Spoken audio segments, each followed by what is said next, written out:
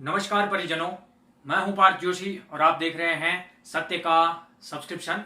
सत्य का सब्सक्रिप्शन में आज हम बहुत ही रोमांचक बात है करने वाले हैं।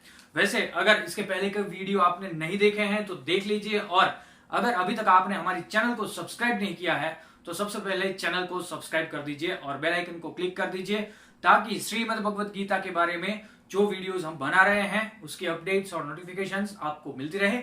साथ ही साथ और भी बहुत सारे वीडियोस हम बनाते हैं तो उसकी भी अपडेट्स मिलती रहे।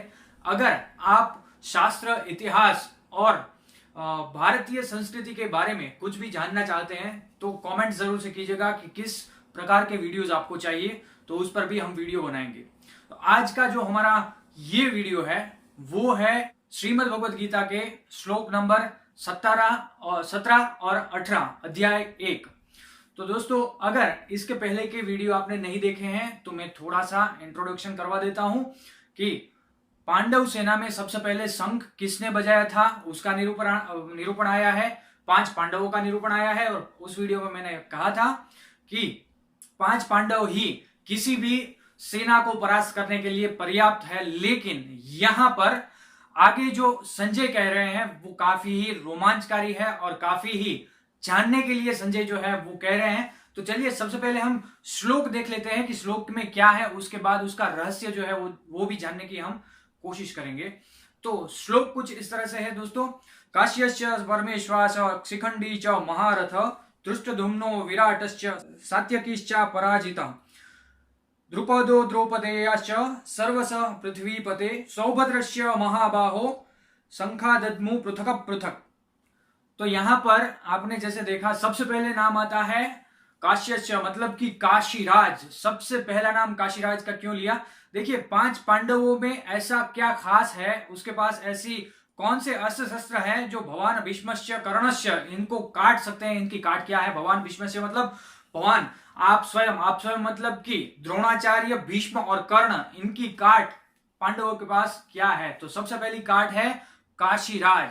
काशीराज ने पहले ही भीष्म से जो है वो युद्ध कर लिया था, और यहां पर भीष्म ने जो है वो गलती का बीज काशीराज के यहां बो कर आए थे। काशीराज जो है वो अंबालिका और अंबिका इनके पिता थे, और स्वयंवर से इन तीनों को भीष्म उठा कर लाए थे। और उसी अंबा ने दूसरा जन्म लिया शिखंडी के रूप में। और वैसे शिखंडी जो था वो पुरुष नहीं था, स्त्री थी, लेकिन स्थूणाकर्ण नाम के यक्ष की तपस्या करके उसने पुरुष तत्व जो है वो पा लिया था, मतलब ट्रांसफॉर्म हो गई थी स्त्री से पुरुष में। तो यहां पर शिखंडी सबसे बड़ा शस्त्र अस्त्र जो भी मान लीजिए वो है भीष्म की काट के लिए। उसके बाद द्रोणाचार्य की बात करते हैं तो द्रोणाचार्य की काट के लिए द्रौपद ने यज्ञ किया था, और धृष्टद्युम्न की उत्पत्ति जो है वो द्रोणाचार्य के लिए ही हुई थी, द्रोणाचार्य को मारने के लिए ही हुई थी। अब बात करते हैं राजा विराट की। तो विराट वो राजा है जिन्होंने 5 पांडव और छठी भी पांडव ही कह सकते हैं, द्रौपदी को आसरा दिया था 13वें वर्ष में। जब 12 साल का वनवास खत्म हुआ था तब 13वें वर्ष में द्रौपदी को आसरा दिया था। उसके बाद नाम आता है सात्यकी का। सात्यकी वो योद्धा है जिनको पराजित करना बहुत ही मुश्किल है। अर्जुन के समान ही वीर और अस्त्र शस्त्र में जानकार है। द्रोण और अर्जुन का शिष्य सात्यकी है। ये देखिए, ये सारी डिटेल्स तो आपको शायद कहीं मिलेगी, लेकिन वीडियो पूरा जरूर देखिएगा। मैं ऐसी भी रोमांचक बातें बताने वाला हूं जो आपको कहीं पर भी देखने को नहीं मिलेगी। यहां पर हम होल्ड करते हैं और ये श्लोक को पहले समझ लेते हैं। 17वां श्लोक जो है वो क्या है? काश्यस्य परमेश्वास। तो परम ईश्वास हमने समझा था, ईश्वास धनुष्य को कहते हैं। परम ईश्वास जो है जिसके पास, वो काशीराज को आतताइयों ने सताया था, मतलब कि भीष्म ने सताया था। तो यहां पर सारे के सारे जो हस्तिनापुर के पाप हैं उनको संस्मरण करवा रहे हैं कि ये सबके पास युद्ध में आने की एक वजह है, और वो वजह से ये लोग युद्ध कर रहे हैं। काशीराज के पास वजह थी, शिखंडी के पास भी वजह थी। शिखंडी को भी सताया गया था, मतलब कि अंबा जिससे प्रेम करती थी वहां से उठा करके भीष्म लाए, फिर अंबा से भीष्म ने विवाह करने के लिए भी मना कर दिया। तो यहां पर अंबा को भी सताया गया है, और धृष्टद्युम्न की जो उत्पत्ति ही सताने के बाद हुई है तो वो भी सताया हुआ है। इसके बाद बात आती है दोस्तों यहाँ पर परिवारजनों की। तो विराट जो है वो सत्यवती के भाई का राज्य था, मतलब कि भीष्म के मामा का राज्य था और बहुत ही सताया हुआ राज्य था। ऐसे परिवारजन की जमीन को हथियाने के लिए दुर्योधन ने वहां पर आक्रमण किया था। जब पूछा गया कि क्या पांडव आपके क्षेत्र में हैं, राजा विराट को स्वयं ही पता नहीं था कि पांडव मेरे क्षेत्र में हैं, तो मना कर दिया राजा विराट ने।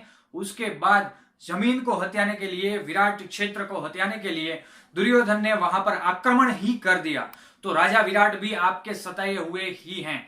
सात्यकी की बात करेंगे तो सात्यकी, देखिए इसके पहले के श्लोक में युयुधान कहा था दुर्योधन ने, और सात्यकी कहा यहाँ पर संजय ने। तो ये बात हमें समझनी पड़ेगी, सात्यकी क्यों कहा। सात्यकी जो है वो वृष्णि वंश का राजा था, यादवों के कुल से आया था सात्यकी।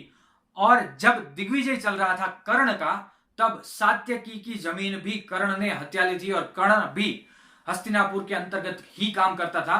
तो ये सारी बातें याद दिलाना चाहता है संजय धृतराष्ट्र को कि आपके किए हुए कर्म ही, आपके किए हुए पाप ही आपके सामने फिलहाल जो है वो खड़े हैं। उसके बाद बात आती है द्रुपद की। तो द्रुपद की कन्या को आपने निर्वस्त्र करने का प्रयास किया था आपके ही राज दरबार में, और किसी ने भी जो है वो बात नहीं उठाई थी और किसी ने भी विरोध नहीं किया था। तो वो द्रुपद भी आपके सामने खड़ा है। द्रुपद वैसे द्रोणाचार्य का शत्रु भी है। फिर कहते हैं द्रौपदयाश्च। तो द्रौपदयाश्च मतलब द्रुपदी के 5 पुत्र भी सामने आ गए हैं। जब यह घटना हुई थी तब द्रुपदी के पुत्र नहीं थे, लेकिन अभी द्रुपदी के पुत्र भी सामने आ गए हैं, युद्ध क्षेत्र में आ गए हैं। परिवार के होते हुए भी उनको जो अपना बचपन है वो अपने नाना के घर बिताना पड़ा था। तो वो द्रुपदी के पुत्र भी आपके सामने आ गए हैं, सभी के सभी आपके सताए हुए हैं। फिर कहते हैं सर्वशः पृथ्वीपते ये समझना पड़ेगा, पृथ्वीपते जो है वो कहा है धृतराष्ट्र को, क्योंकि ये सारी बवाल जो है, ये सारे लोग जो है फिलहाल इस श्लोक में आ रहे हैं, सभी के सभी पृथ्वी की वजह से सताए हुए ही हैं। तो ये इसीलिए पृथ्वीपति कहकर यहां पर वो याद दिलाना चाहता है कि पृथ्वी की वजह से ही ये सारी घटना जो है वो घट रही है। फिर बात आती है सुभद्रा पुत्र की। सौभद्रयाश्च माना कि अभिमन्यु की बात हो रही है। अभिमन्यु पिता के होते हुए भी उसका सारा बचपन जो है उसकी माता को भी अपने भाई के यहाँ, मतलब कि श्री कृष्ण के यहाँ रहना पड़ा था। अभिमन्यु छोटे से बड़ा जो है वो अपने मामा के घर ही हुआ था। तो यहाँ पर आपने भी उसके साथ बहुत बड़ा अन्याय कर दिया है। फिर कहते हैं महाबाहो, सबके सब महाबाहो है, या फिर कह सकते हैं अभिमन्यु जो है वो महाबाहो है, मतलब लंबे हाथ वाला है। जिसके हाथ लंबे होते हैं वो काफी अच्छी तरीके से धनुष्य भी चला सकते हैं और उसका भाग्य भी काफी अच्छा होता है, उसकी यश कीर्ति भी काफी अच्छी होती है। ये कहते हैं आपकी सेना में आपके 100 पुत्रों में से कोई भी महाबाहो जो है वो नहीं है, ऐसा भी याद यहां पर दिलाना चाहते हैं। शंखा दद्मु पृथक पृथक, सभी लोग अपने अलग अलग, मतलब कि यहां पर कहना चाहते हैं सभी लोग अपनी शक्ति से अर्जित किए हुए शंखों को बजाना शुरू कर देते हैं। अलग अलग शंख जो है वो बजा रहे हैं। तो यहां पर सारी कुंडली जो है वो खोलकर रख दी हस्तिनापुर की, कि हस्तिनापुर ने किन किन लोगों से वैर किया था, किन किन लोगों के ऊपर आतताई बनकर अत्याचार किया था, वही सारे अत्याचार अभी आपके सामने आ गए हैं। तो आगे के श्लोक में हम देखेंगे इन अत्याचारों के सामने आने से, मतलब कि पाप के सामने आने से धृतराष्ट्र की जो सेना है, दुर्योधन की जो सेना है, उसके ऊपर उसका मनोभाव क्या था और उसके ऊपर क्या इसका इंपैक्ट पड़ा, क्या इसकी असर जो है वो धृतराष्ट्र की सेना पर या दुर्योधन की सेना पर पड़ी, आगे के श्लोक में वो आएगा। और उसके बाद 20वें श्लोक से हम श्रीमद् भगवद गीता जो है वो शुरू कर देंगे, अथ व्यवस्थिता दृष्टा से। वहां से ही श्रीमद् भगवद गीता की शुरुआत वैसे तो जो है वो होती है। तो दोस्तों ये आपको पूरा डिस्क्रिप्शन कैसा लगा इसकी कमेंट जरूर से कीजिएगा। मैं यहां पर आपको चैलेंज करता हूं कि ऐसा एनालिटिक्स आपको कहीं पर भी, किसी भी ग्रंथ में, किसी भी इंटरनेट पर, किसी भी वीडियो में कहीं पर भी देखने को नहीं मिलेगा। अगर मिलता है तो बहुत बढ़िया है, मुझे भी शेयर कीजिएगा, मैं भी देखूंगा। लेकिन मैं गारंटी मारकर कहता हूं कि ये नहीं मिलेगा। अगर आप भी श्रीमद् भगवद गीता का प्रचार प्रसार करना चाहते हैं तो ये वीडियो को ज्यादा से ज्यादा शेयर कीजिए दोस्तों, एटलीस्ट 3 लोगों तक शेयर कर दीजिए, जिससे कि हम श्रीमद् भगवद गीता का प्रचार प्रसार भी कर सकते हैं और अगर आपने अभी तक हमारे चैनल को सब्सक्राइब नहीं किया है तो चैनल को जरूर से सब्सक्राइब कीजिए, बेल आइकन को क्लिक कीजिए, साथ ही साथ ये वीडियो को लाइक कर दीजिए दोस्तों, और वीडियो पर कमेंट कीजिए वीडियो कैसा लगता है इसकी। और याद रखिए परिजनों, मैं हूं पार्थ जोशी और आप देख रहे हैं सत्य का सब्सक्रिप्शन। धन्यवाद परिजनों।